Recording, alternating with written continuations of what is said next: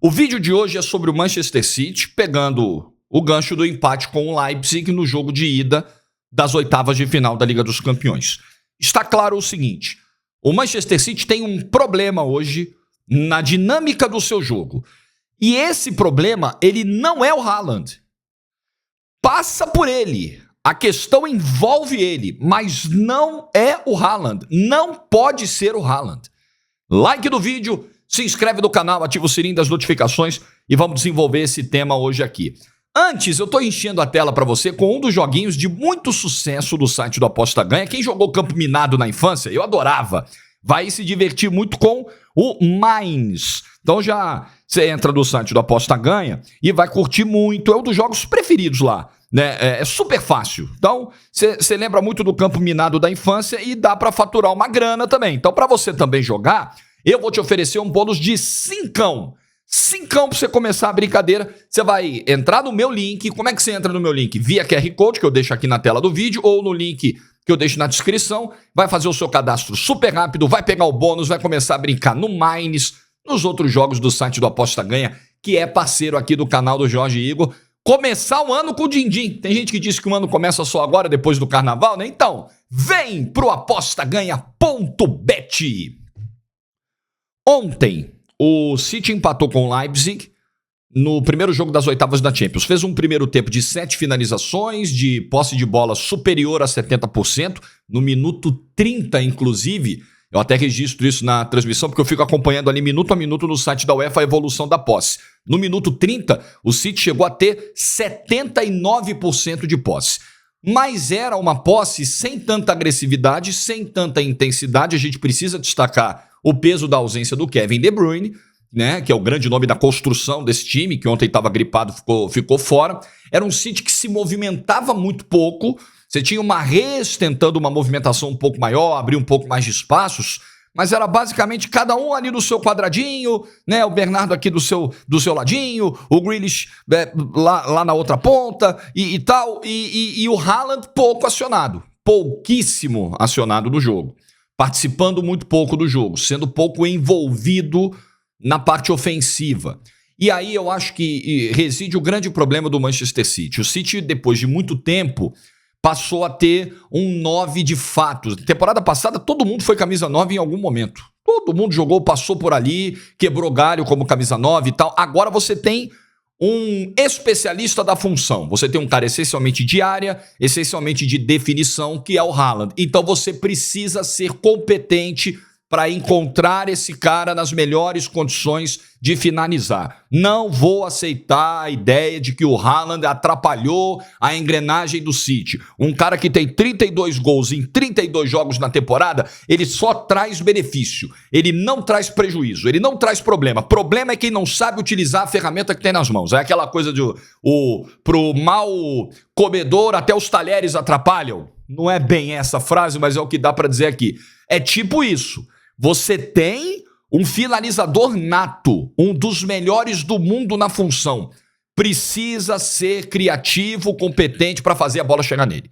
E aí tem coisas que me chamam a atenção hoje.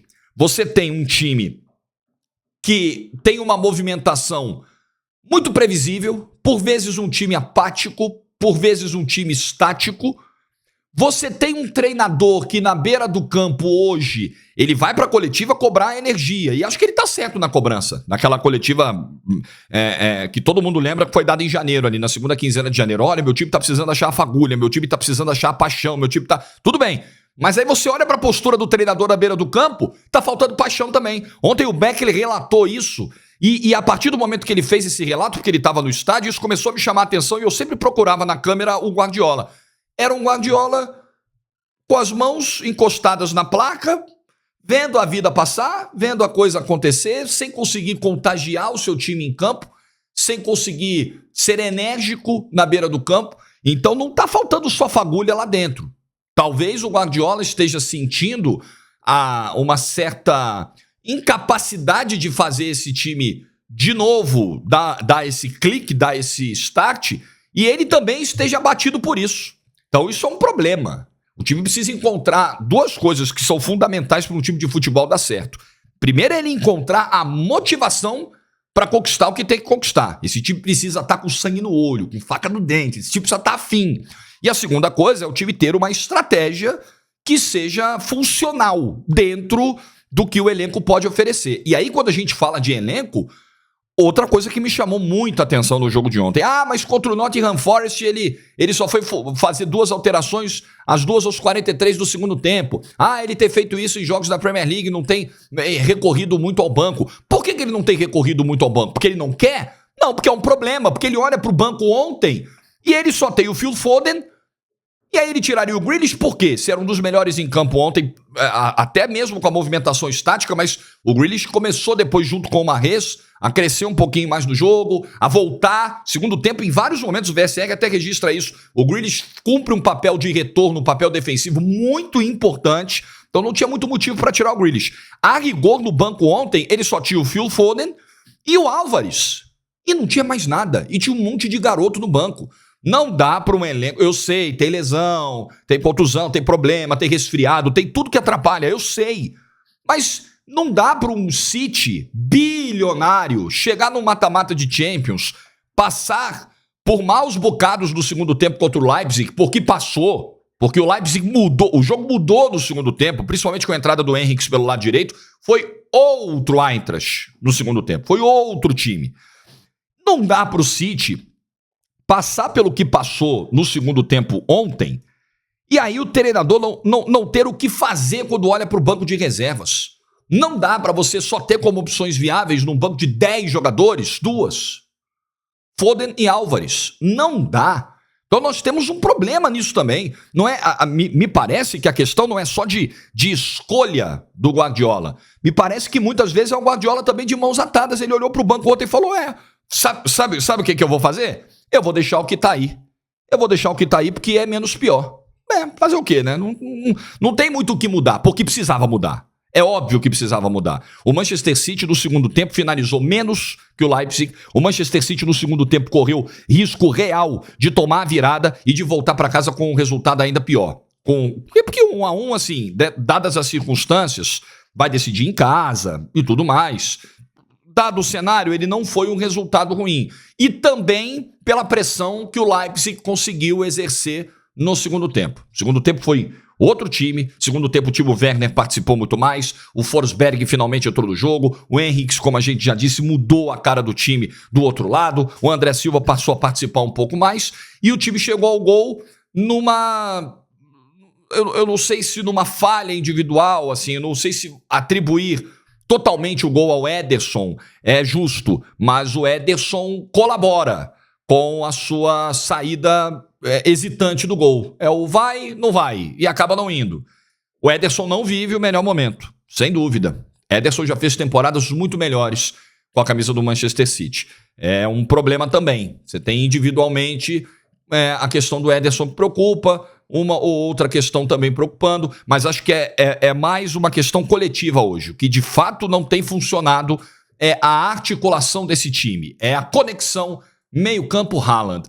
Hoje eu estava até lendo, saiu lá num jornal de Manchester, o Manchester Evening News, uma avaliação do jogo. Eles foram dando notas para os jogadores e tal, aí eles deram nota 5 para o Haaland, destacando que o Haaland vem em má fase, e aí a gente está falando de fase individual, tem a questão do Ederson, a gente também tem que colocar a questão do Haaland no bolo, só que eu acho que são coisas de origens diferentes. O Haaland só tem um gol nos últimos 6 jogos, mas, apesar de pontuar isso, o jornal inglês lá, ele faz uma crítica aos colegas de equipe. E eu acho que ele avança num terreno que eu não sei se faz sentido avançar.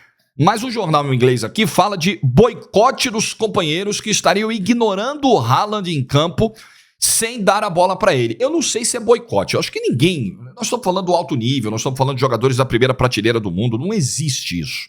Eu não consigo enxergar. Talvez eles em Manchester enxerguem algo e tenham informações que vão além do jogo. Coisa que eu daqui não tenho.